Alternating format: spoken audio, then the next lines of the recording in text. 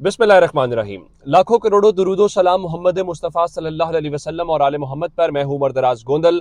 आपको जो सबसे इस वक्त बड़ी खबर मैं देना चाहता हूँ वो एक बहुत बड़ी गिरफ्तारी की है। एक और फौजी जनरल को गिरफ्तार करने की तैयारी कर ली गई है और इस सिलसिले में खबरें ब्रेक करवा दी गई हैं। और खबरें जो ब्रेक करवाई गई हैं वो हुकूमत के जो स्पोक्स पर्सन है या हुकूमत के जो जिसको माउथ पीस कहना चाहिए उनकी तरफ से ये खबरें जारी करवाई गई हैं कि तैयारी का न सिर्फ हुक्म दिया जा चुका है बल्कि गिरफ्तारी की तैयारी मुकम्मल हो चुकी है और इल्ज़ामात भी बता दिए गए हैं। अचानक से ख्याल आया है कि जी वो करप्शन भी की है, पाकिस्तान में दहशतगर्दी के वाक़यात भी हैं, हुकूमतें गिराने के हवाले से भी है। और मैं आपको सिर्फ इतना बता दूं कि अभी जितनी गिरफ्तारियां जो कुछ हो रहा है, लग रहा है कि मलिक कह दिया मरीम नवाज और जो शरीफ खानदान है उसकी ख्वाहिशात की तकमील के लिए वो सारे काम किए जा रहे हैं ताकि उनको मनाया जा सके। अब जो गिरफ्तारी की खबर है वो जनरल फैज़ हमीद की गिरफ्तारी की खबर है और जनरल फैज़ हमीद जो है उनके मुतालिक आज इस्लामाबाद से मुख्तलिफ खबरें चलवाई गई हैं और उनके ऊपर मुख्तलिफ किस्म के इल्ज़ामात हैं। और जनरल फैज़ हमीद का जो सबसे ज़्यादा नाम है वो मरीम नवाज लेती रही हैं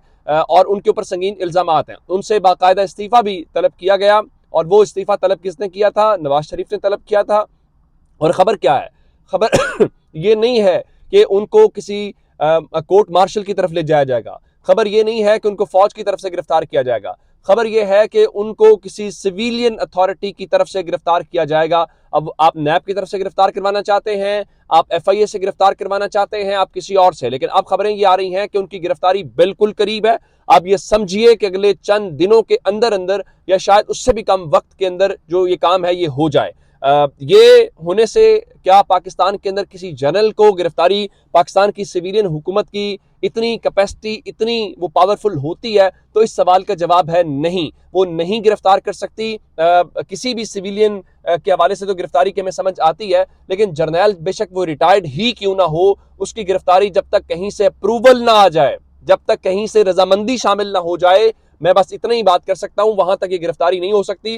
तो ये जो गिरफ्तारियां हो रही हैं इसको मत समझिएगा कि गिरफ्तारियां हवा में हो रही हैं। अभी इसी हफ्ते हमने देखा कि लेफ्टिनेंट जनरल शोएब अमजद साहब जो हैं उनको गिरफ्तार किया गया और अमजद शोएब साहब जो हैं फिर उनकी रिहाई भी हुई। रिहाई किस तरह से हुई कि अदालत उस मुकदमे को ही बोगस करार दे दिया। अब जनरल फैज हमीद की बारी आ गई है। चलिए आप इनकी ख्वाहिशात जो है वो पूरी करके देख लीजिए कि अगर इस तरह से मसले हल होते हैं तो ये भी करके देख लीजिए। ये एक बहुत बड़ा जो फैसला है वो कर लिया गया है, लेकिन क्या उससे कोई मसले का हल निकल आएगा?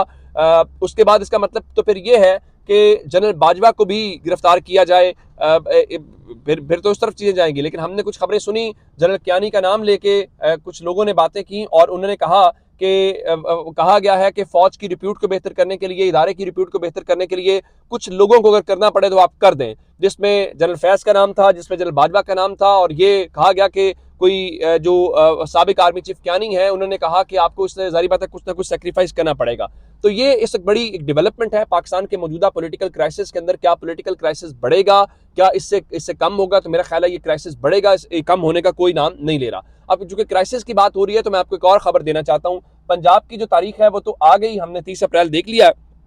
दूसरे नंबर के ऊपर खैबर पख्तूनख्वा की तारीख है और खैबर पख्तूनख्वा की तारीख जो है उसके ऊपर एक नया फड्डा जो गवर्नर पंजाब है उन्होंने एक नया कट्टा खोल दिया, वो मैं आपको बताता हूं तफसील के साथ। अब से थोड़ी देर पहले सदर मुमलिकत डॉक्टर आरिफ अलवी जो हैं वो जमान पार्क पहुंचे हैं अपनी अहलिया के साथ। मैंने आपको कल बताया था कि वो लाहौर पहुंचेंगे और खान साहब से मुलाकात करेंगे। कल चूंकि तारीख का फिर ऐलान हो गया तो फिर फौरन कोई मुलाकात कल नहीं हो पाई थी और उनका 2 रोज का क्याम है गवर्नर हाउस लाहौर के अंदर, उनका स्टे है।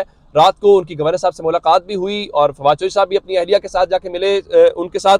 तो अब जो गवर्नर खैबर पख्तूनख्वा है उनको रात को, चूंकि कल चिट्ठी ऐवान सदर मौसूल हुई थी और ऐवान सदर वालों ने कल ही इलेक्शन की तारीख जो है 30 अप्रैल है वो दे दी थी। तो अब अगली खबर ये सुन लीजिए कि जो हाजी गुलाम अली हैं गवर्नर खैबर पख्तूनख्वा, उन्होंने भी मुलाकात सदर पाकिस्तान से चंद रोज पहले की थी। तो उनका कहना जी ख्वाहिश थी कि सदर, चीफ जो है और चीफ इलेक्शन कमिश्नर और गवर्नर जो है कहते हैं जी हमारी कोशिश ये थी कि आप मुतफिका कोई तारीख देते। चले, मुतफिका तारीख देना क्या काम है? आपका काम था तारीख देना, आप तारीख दें, आपको बहुत पहले दे देनी चाहिए थी। और आपके मुतालिक सुप्रीम कोर्ट का फैसला कह चुका है कि आपने आईनी जिम्मेदारी पूरी नहीं की। अब मैं आपको अगली बात जो बताना चाहता हूं कि वो क्या कर रहे हैं, वो कर ये रहे हैं कि इस वक्त सूरत हाल ये है कि उनको चिट्ठी रात को 8 बजे मिल गई है, लेकिन चूंकि चिट्ठी अब गवर्नर के नाम बराह रास्त तो नहीं लिखी जाएगी ना, गवर्नर के नाम भी वाया सेक्रेटरी लिखी जाती है।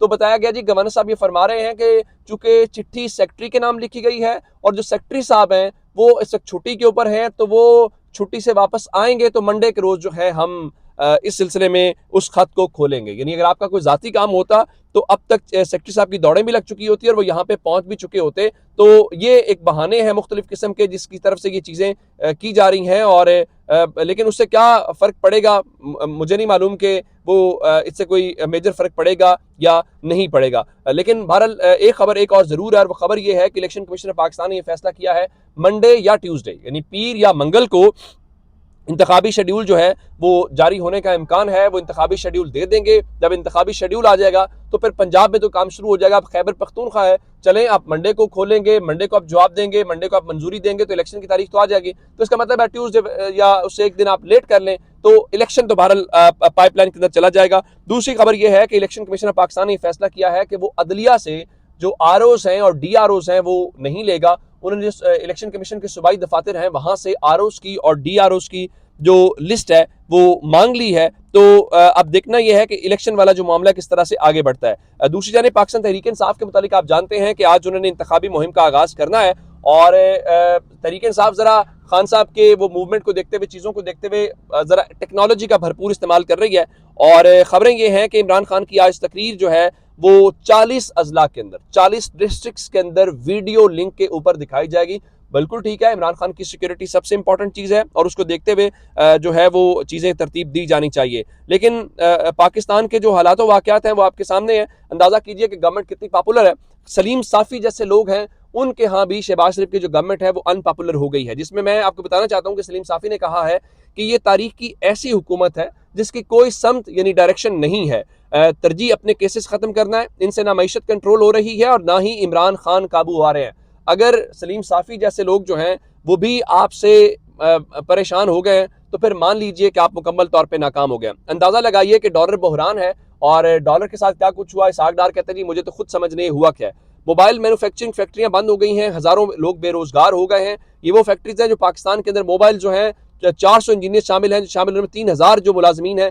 ये वो लोग हैं जिसकी वजह से आपको मोबाइल फ़ोन भी सस्ते मिलते हैं, पाकिस्तान को फ़ायदा भी होता है। अदरवाइज आप फ़ोन फिर बाहर से मंगवाएंगे, उसके ऊपर पैसा लगेगा। और आप अंदाज़ा इस बात से कर लीजिए अगर आप एलसीज खोलें तो एक हफ्ते के पैसे भी आपके अकाउंट्स में नहीं पड़े हुए, ये फॉरेन रिजर्व्स आपके खत्म हो जाएंगे। अगली खबर सुन लीजिए कि फरवरी 2023 जो महीना गुजरा है, पाकिस्तान में सीमेंट की जो फरोख्त है वो 7.10% कम हुई है। जिसका मतलब क्या है? जिसका मतलब ये है कि पाकिस्तान में जो कंस्ट्रक्शन का काम है वो मजीद कम हो गया। और जो हुकूमत वक्त है उसकी तरजीहात क्या है, वो किस चीज़ के अंदर बिजी है, वो जी जजेस को कंट्रोल करना चाहते हैं। पहले आपने वो मियाँ दाऊद जो एक किट है उसके जरिए ये सारा कुछ करवाया। अब जस्टिस मुज़ाहिर अली अकबर नकवी जो है उनके खिलाफ कंडक्ट की खिलाफ वर्जी का यानी मिस कंडक्ट का रेफरेंस दायर किया गया है। और मुस्लिम लीग नून के जो वकला हैं उन्होंने सुप्रीम कोर्ट के अंदर एक मुस्लिम लीग नून का जो लॉयर्स विंग है उन्होंने इस बारे में रेफरेंस दायर कर दिया है। और इस रेफरेंस में इस्तदा की गई है कि जस्टिस मुज़ाहिर अली अकबर नकवी पर जजों के ज़ाब्ता अखलाक की खिलाफ वर्जी का इल्ज़ाम है, मिसकंडक्ट के मुर्तकिब होने का इल्ज़ाम है, इसलिए सुप्रीम जुडिशल काउंसिल उनके खिलाफ कार्रवाई करे। लेकिन हाँ, एक जो है जो बच्चा लेके कल आए हैं, जो कल इस्लामाबाद वाली मीटिंग्स के अंदर भी शामिल था, उसकी जानिब से कोई खिलाफ वर्जी नहीं हो रही। उसने IG जेल खाना जात पंजाब को तब्दील कर दिया। हालांकि अदालत ने इसको पहले भी कहा था आपका काम डे टू डे अफेयर्स को चलाना है, आपका काम ये नहीं है कि आप पॉलिसी मैटर्स के ऊपर चलाएं। और अदालत ने आज निगरान पंजाब हुकूमत की जानिब से IG जेल खान नजार की जो तैनाती का नोटिफिकेशन है उसको मुअत्तल कर दिया है, और मुबश्शिर अहमद खान जिनको हटाया गया था वो वापस अपने ओहदे के ऊपर बहाल हो गए हैं। ये तो इनके स्टेट अफेयर्स हैं। उधर खैबर पख्तूनख्वा की जो काबीना है वहाँ पे तकरीबन जो 7 लोग हैं उनको मजीद ऐड किया गया है। पीपल्स पार्टी बाकी जो लोग हैं उससे आप अंदाजा कर लीजिए कि किस तरह की लूट मार शुरू की है। अपना बहुत सारा ख्याल रखिएगा। खुदा हाफिज।